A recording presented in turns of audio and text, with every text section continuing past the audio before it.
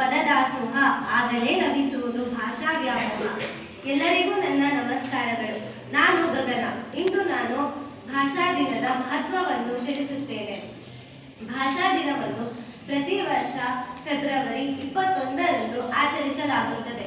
ಪ್ರಪ್ರಥಮ ಬಾರಿಗೆ 1999ರಲ್ಲಿ ಯುನೆಸ್ಕೋ ವಿಶ್ವ ಮಾತೃಭಾಷೆ ದಿನವನ್ನು ಘೋಷಿಸಿತು.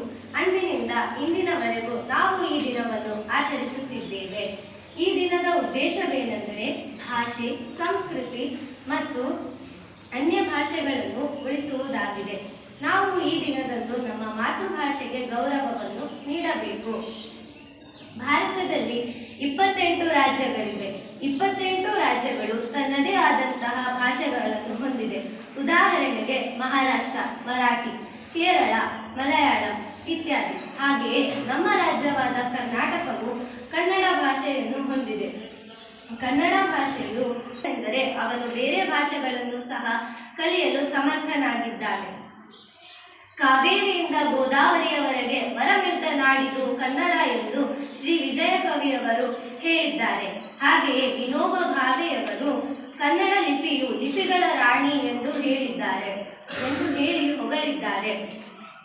ಈ ರೀತಿಯ ಕವನಗಳನ್ನು ಬರೆಯಲು ನಮ್ಮ ಕನ್ನಡ ಕವಿಗಳಿಂದ ಸಾಧ್ಯ.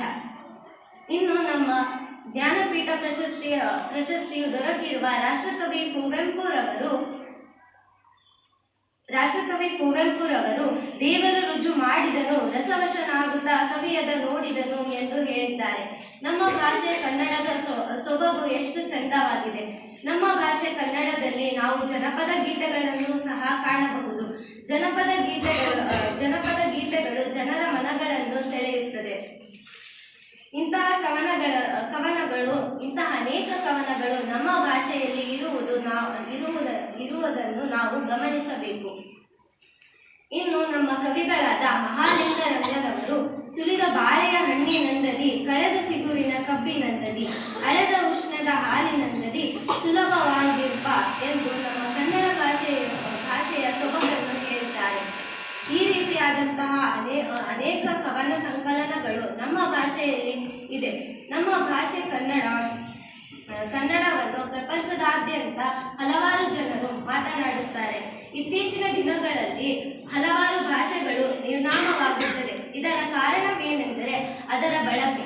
ನಾವು ನಮ್ಮ ಭಾಷೆಯನ್ನು ಹೆಚ್ಚಾಗಿ ಮಾತನಾಡುವುದರಿಂದ ಅದನ್ನು ಉಳಿಸಬಹುದು. ಆದ್ದರಿಂದ ಈ ದಿನದ ಉದ್ದೇಶವೇನೆಂದರೆ ನಾವು ನಮ್ಮ ಮಾತೃಭಾಷೆಯನ್ನು ಹೆಚ್ಚಾಗಿ ಉಳಿಸಿ ಮತ್ತು ಬೆಳೆಸಬೇಕು. ಸಾಧ್ಯವಾದಷ್ಟು ನಾವು ನಮ್ಮ ಮಾತೃಭಾಷೆಯನ್ನು ಬಳಸಬೇಕು. ಅನ್ಯ ಭಾಷೆಗಳನ್ನು ಕಲಿಯುವುದು ತಪ್ಪಲ್ಲ, ಆದರೆ ನಮ್ಮ ಭಾಷೆಯನ್ನು ಮರೆಯುವುದು ತಪ್ಪು. ಹೆಚ್ಚಾಗಿ ನಮ್ಮ ಮಾತೃಭಾಷೆ ಕನ್ನಡವನ್ನು ಮಾತಾಡಿ. ಜೈ ಹಿಂದ್, ಜೈ ಕರ್ನಾಟಕ. ಧನ್ಯವಾದ.